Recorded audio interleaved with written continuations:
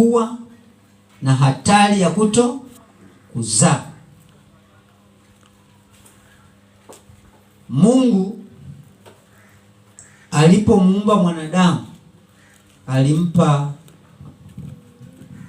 kitu kinachoitwa utashi. Utashi wa kuamua unavyotaka.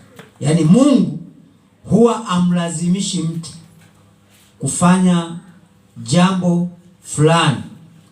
Mwanadamu anaweza kufanya jambo kulingana na utashi wake. Bwana asifiwe sana.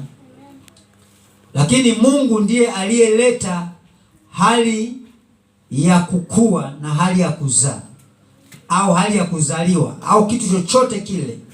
Mungu ndiye aliyeanzisha kwamba mwanadamu ni lazima azaliwe, mwanadamu ni lazima akue, mwanadamu ni lazima azae. Ninapomaanisha si kimwili, mimi ninaongelea kiroho. Haleluya. Bwana asifiwe sana. Haleluya. Ninaposema hatari ya kutokukua na hatari ya kutokuzaa, sisemei kimwili, ninasemea kiroho. Hapa siongelei kimwili, naongelea kukua kiroho na kuzaa kinini? Kiroho. Bwana Yesu asifiwe sana. Nitakwenda kusoma neno la Mungu katika kile kitabu cha Luka sura ya 8 mstari wa 4.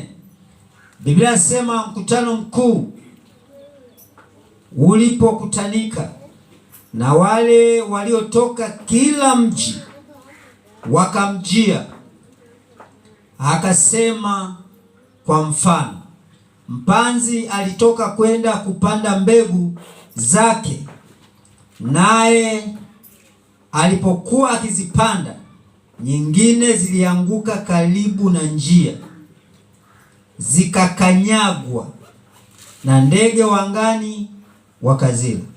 Nyingine zilianguka penye mwamba.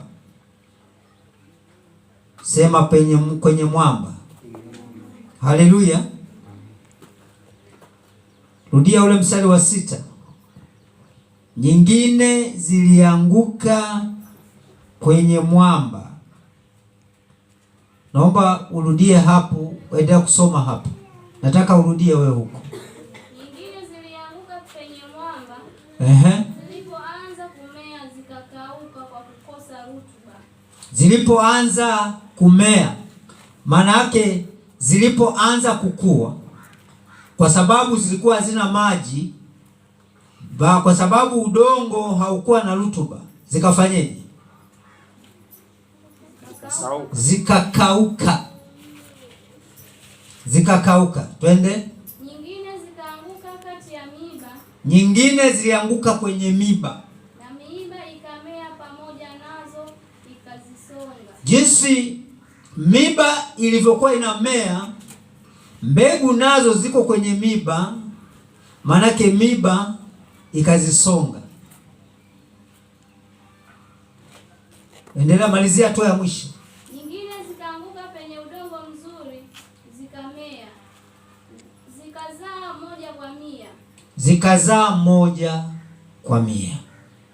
Bwana Yesu asifiwe sana. Andiko hili pia unaweza kusoma kwenye kitabu cha Mathayo sura ile ya 13, unaweza kuanzia pale ukasoma habari hizi. Biblia inasema makutano walitoka kila mji kwenda kusikiliza neno la Mungu au kumsikiliza Yesu ambaye alikuwa ameandaa huo mkutano. Bwana asifiwe sana. Amen.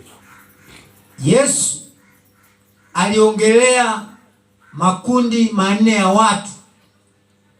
Wakati wamekusanyika na watu walikuwa ni wengi, wengine walienda pale kwa ajili ya kusikia neno, wengine walikwenda pale ili wapate uponyaji, wengine walienda pale kwa ajili ya wezekana kumshangaa tu, wamuone Yesu ni wa namna gani, au wasikie, maana wamesikia habari zake, wengine hawamfahamu.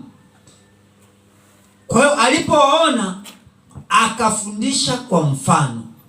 Sema kwa mfano. alifundisha habari za mtu aliyekwenda kulima.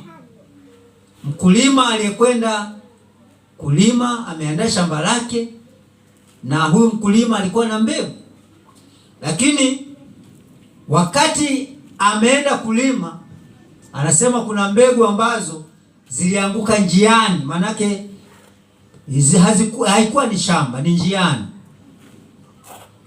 Ukielewa, ukifuatilia vizuri, hakusema zilianguka katikati ya shamba. Zilianguka wapi? Njiani. Wakati wapita njia wanapita, zile mbegu zikakanyagwa na watu wakazikanyaga. Maanake ni kwamba zilikuwa hazijafukiwa wala hazipo kwenye udongo.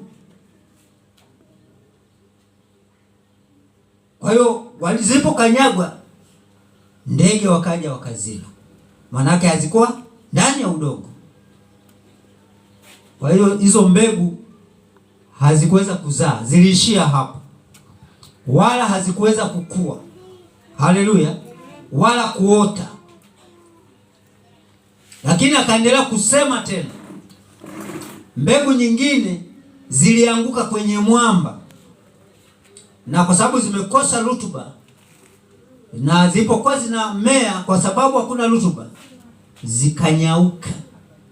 Maana yake ni mwamba na hakuna udongo mzuri. Hiyo ilikuwa ni hatari ya kutokukua na kutokuzaa kwa mbegu. Maana yake mbegu zimeishia hapo.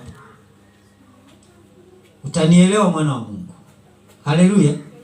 Nyingine anasema zilianguka kwenye miba. Miba ilipokuwa inamea, mbegu nazo zikasongwa. Kwa hizo mbegu hazikukua wala hazikuzaa. Na nyingine zilianguka kwenye udongo mzuri. Yesu alikuwa anaongelea kwa habari za moyo wa mwanadamu. Haleluya. Mbegu ni neno la Mungu ambalo huwa linapandwa kwenye moyo. Mungu hupanda neno kwenye nini? Kwenye moyo. Moyo. Kwa hiyo wale watu ambao zile mbegu zilianguka njiani ndio watu wale wanaolisikia neno, lakini baada ya muda mfupi tu ndani ya moyo hakuna neno. Shetani